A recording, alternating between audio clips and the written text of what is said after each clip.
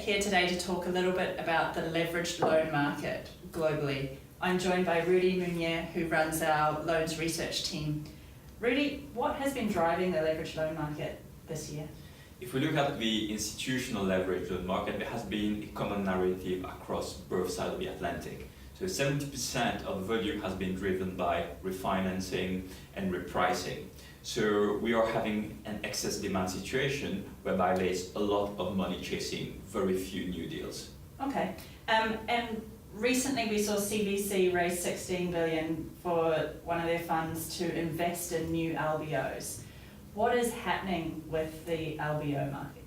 If we look at Europe and the US, we are currently north of 57 billion so far this year. So this is the highest actually volume since 2014, but we're just marginally ahead of last year's number.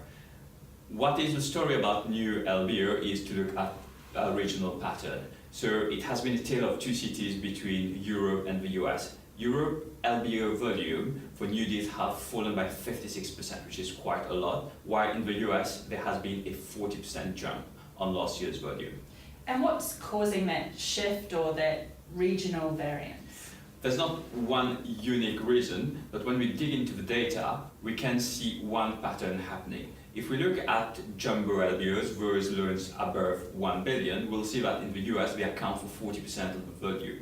And if we equate to what's happening in Europe, you can see that the frequency of those deals is 5 times higher in the US than in Europe. That would be one of the reasons. And then there has been a lot of structural changes happening in Europe as a result of politics and election.